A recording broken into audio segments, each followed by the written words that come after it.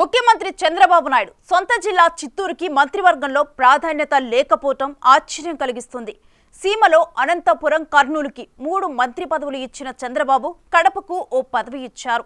అయితే తన సొంత జిల్లాకు మాత్రం న్యాయం చేయలేకపోయారు. మంత్రివర్గం కూర్పులో లెక్కలు కుదరలేదా, లేకపోతే తాను ఉన్నాను కదా అని జిల్లా ఎమ్మెల్యేలను పట్టించుకోలేదా? అసలేం జరిగిందన్న దానిపై జిల్లాలో పెద్ద చర్చ నడుస్తోంది. ఇప్పుడు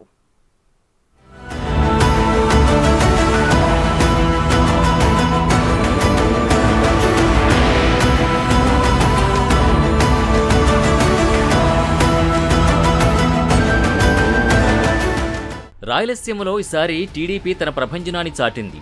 2009 తర్వాత మొదటిసారిగా జీడీ నెల్లూరు, పోతలపట్టు, నందికొట్కూరు, కోడుమూర్లలో విజయం సాధించింది. దీంతో పాటు కూటమితో కలుపుకుని సీమలోని 52 సీట్లకు గాను 45 చోట్ల విజయం సాధించింది. 1994 తర్వాత తిరిగి ఇప్పుడు టీడీపీకి ఆ స్థాయి విజయం దక్కింది. ముఖ్యమంత్రి చంద్రబాబు నాయుడు సొంత జిల్లా ఉమ్మడి చిత్తూరు జిల్లాలో కేవలం 2 చోట్ల మాత్రమే ఓటమి పాలైంది. మొత్తం జిల్లాలో జనసేనతో కలిపి 12 చోట్ల గెలుపొందింది. ఎన్నికల ఫలితాల తర్వాత జిల్లాకు ఖచ్చితంగా 2 మంత్రి పదవులు వస్తాయని అందరూ భావించారు.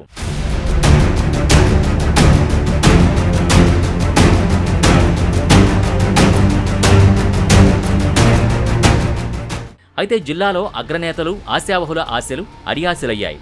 జిల్లా నుంచి ముఖ్యమంత్రి చంద్రబాబు నాయుడుకి తప్ప మిగతా ఎవరికీ కేబినెట్లో చోటు దక్కలేదు.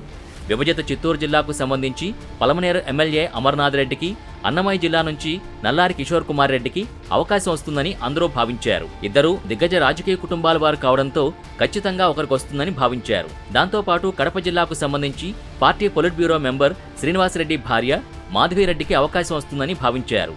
అయితే ఆ ముగ్గురికి ఛాన్స్ దక్కలేదు. మరోవైపు ఎస్సీ రిజర్వ్డ్ నియోజకవర్గాల్లో కూడా మంత్రి పదవులకి గట్టి పోటీ కనిపించింది. జర్నలిస్ట్ అయిన మురళీమోహన్ పోతలపట్టు నుంచి గెలిచారు. ఆయన తనకు తటస్థుల కోటాలో అవకాశం వస్తుందని భావించారు. మరోవైపు డాక్టర్ థామస్ జీడీ నెల్లూరులో వైసీపీ కంచుకోటని బద్దలు కొట్టానని, అందువల్ల తనకు ఖచ్చితంగా అవకాశం వస్తుందని ధీమాగా కనిపించారు. మరోవైపు సత్యవేడు ఎమ్మెల్యే ఆదిమూలం కూడా తనదైన రీతిలో ప్రయత్నించినట్టు సమాచారం. తనకు సన్నిహితుడైన తమిళ తలైవార్ రజనీకాంత్ ద్వారా సిఫార్సు చేయించుకున్నట్టు తెలుస్తోంది.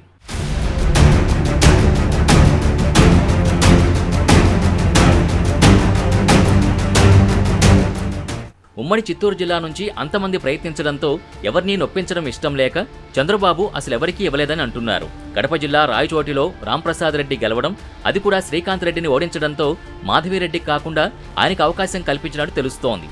దానికి తోడు 2019 వరకు రాంప్రసాద్ రెడ్డి వైసీపీలో ఉండడంతో ఆ పార్టీకి పూర్తిగా చెక్ పెట్టడం ఎలాగో ఆయనకు తెలుసని, అది పార్టీకి ఉపయోగపడుతుందని భావించి అవకాశం కల్పించారని ప్రచారం జరుగుతోంది. వైసీపీ కేబినెట్లో ఉమ్మడి చిత్తూరు జిల్లాకు 3 మంత్రి పదవులు ఉండేవి. పెద్దిరెడ్డి రామచంద్రారెడ్డి డిప్యూటీ సీఎంగా, నారాయణస్వామి, రోజా ముగ్గురు మంత్రులుగా కొనసాగారు. ఈసారి సీఎం మినహా జిల్లాకు ఒక మంత్రి పదవి లేకపోవడం పెద్ద లోటుగా భావిస్తున్నారు. నిత్యం వీవీఐపీలు వచ్చే చోట కనీసం ప్రోటోకాల్ చేయడానికైనా ఓ మంత్రి ఉండాల్సింది అంటున్నారు. మరి చంద్రబాబు లెక్కలు ఎలా ఉన్నా ప్రోటోకాల్ బాధ తప్పిందని జిల్లా యంత్రాంగం మాత్రం హ్యాపీ అయిపోతోంది.